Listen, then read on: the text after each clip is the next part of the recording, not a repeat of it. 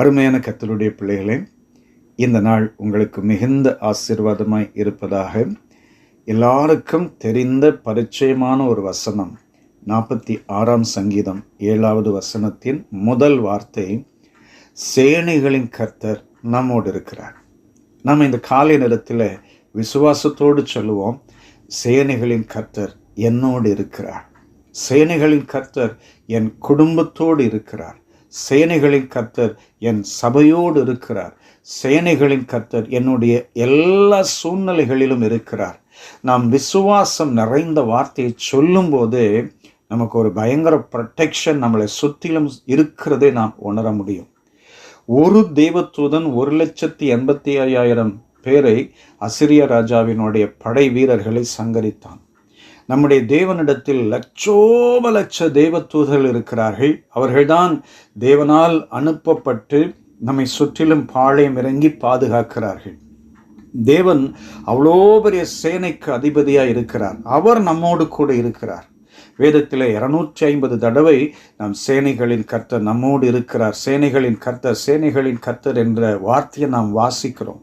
அந்த வார்த்தையை வாசிக்கும் போதெல்லாம் ஒரு பயங்கரமான ஒரு ப்ரொடெக்ஷன் நம்மேல் இருக்கிறதே நாம் உணர முடியும். பாருங்கள், ஒரு சின்ன கூட்டத்துக்கு அதிபதியாகிவிட்டாலே அவர்கள் செய்கிற காரியம் வித்தியாசமாக இருக்கும்.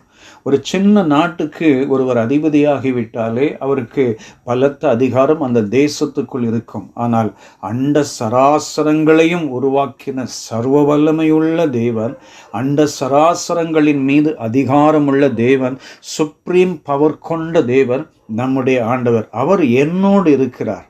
அவர் என்னை சுற்றிலும் இருக்கிறார். அவர் என்னை பாதுகாக்கிறார்.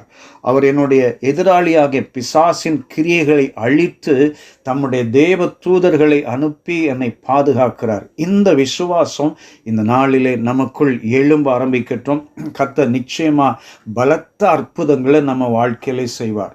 அருமையான சகோதரா சகோதரி, இன்னைக்கு உங்கள் வாழ்க்கையை சுற்றிலுமாய் நான் விசுவாசத்தோடு சொல்கிறேன், நீங்கள் கடந்து போகிற போதே உங்களுக்கு ஒரு விசேஷித்த பாதுகாப்பு இருக்கும்.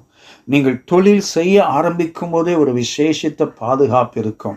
நீங்கள் சபைக்குள் போகும்போதே ஒரு விசேஷித்த பாதுகாப்பு இருக்கும், ஒரு ஆசீர்வாதம் இருக்கும். நீங்கள் ஜெபிக்கும் போதே கர்த்தருடைய வல்லமை உங்களை நிரப்ப ஆரம்பிக்கும். ஏனென்றால் சேனைகளின் கர்த்தர் நம்மை சுற்றிலும் ஒரு பயங்கர ப்ரொடெக்ஷனை, ஒரு பிளஸ்ஸிங்கை ஆண்டவர் வச்சிருக்கிறார், ஒரு பாதுகாப்பை வைத்திருக்கிறார். நமக்கு நிறைய போராட்டம் உண்டு. நமக்கு கண்ணுக்கு தெரியாத ஆவிகளோடு கூட நாம் போராடி கொண்டிருக்கிறோம். எபேசியர் 6ஆம் அதிகாரம் 12வது வசனத்திலே நமக்கு மாம்சத்தோடும் இரத்தத்தோடும் மாத்திரமல்ல, துரைத்தனங்களோடும் அதிகாரங்களோடும் அந்தகார லோகாதிபதிகளோடும் வான மண்டலங்களில் உள்ள பொல்லாத ஆவியின் சேனைகளோடும் நாம் போராடி கொண்டிருக்கிறோம்.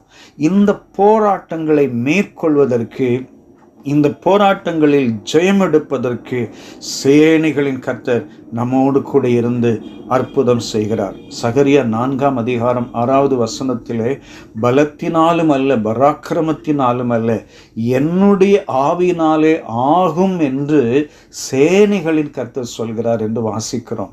என்னுடைய ஆவியினாலே ஆகும். அருமையான சகோதரா சகோதரி, சேனைகளின் கர்த்தராலே உங்கள் வாழ்க்கையில் எவைகளெல்லாம் நடக்காதிருக்கிறதோ, எவைகளெல்லாம் முடியாதிருக்கிறதோ, சேனைகளின் கர்த்தர் அவைகளை செய்வார்.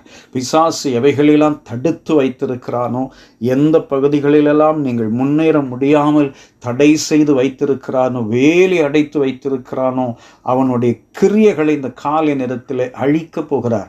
இயேசு கிறிஸ்து தம்முடைய வல்லமையை அனுப்பி அழிக்கப் போகிறார். அவர் சேனைகளின் கர்த்தர். அந்த சேனையின் ஒரு தேவதூதனை நமக்கு அனுப்பினாலே போதும், நமக்கு எல்லா வாசல்களும் திறக்க ஆரம்பிக்கப்படும். நம்ம ஆண்டவர் ஒரு வார்த்தை சொன்னாலே போதும், எல்லா வியாதிகளின் வல்லமைகள் முறியடிக்கப்படும்.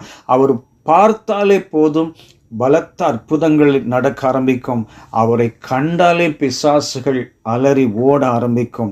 இந்த காலை நேரத்திலே உங்கள் வாழ்க்கையின் சூழ்நிலைகளிலே சேனைகளின் கர்த்தர் பலமாய் கிரியை செய்ய போகிறார். பலத்த அற்புதங்களை ஆண்டவர் உங்களுக்காக செய்ய போகிறார். நான் விசுவாசத்தோடு சொல்கிறேன், சேனைகளின் கர்த்தர் உங்களோடு இருந்து பலமான காரியங்களை செய்து உங்களை சந்தோஷப்படுத்துவார். அவருடைய பலத்த பாதுகாப்பு உங்களுக்கு இருக்கும். இந்த நாள் உங்களுக்கு ஆசீர்வாதமாய் இருப்பதாக. உங்களுக்காக நான் ஜெபிக்கிறேன். வல்லமையுள்ள பிதாவே, நல்ல தேவனே, இயேசுவின் விலையேறப்பெற்ற நாமத்தினாலே உம்முடைய அன்பான பிள்ளைகளுக்காக அடியேன் ஜெபிக்கிறேன். உம்முடைய பிள்ளைகள் மீது உம்முடைய கரம் இருக்கட்டும். சேனைகளின் தேவனாகி கர்த்தர் நம்முடைய பிள்ளைகளை சுற்றிலும் பாதுகாத்து எல்லா தீங்குக்கும் விலக்கி ரட்சித்து, கர்த்தாவே, அவர்கள் வாழ்க்கையிலே இதுவரைக்கும் நடக்காத காரியங்கள் எல்லாம் எங்கள் தேவன் நடப்பித்து சந்தோஷப்படுத்துவீராக. இயேசு இரட்சகர் நாமத்தில் கேட்கிறோம் பிதாவே. ஆமென், ஆமென். God bless you. Amen.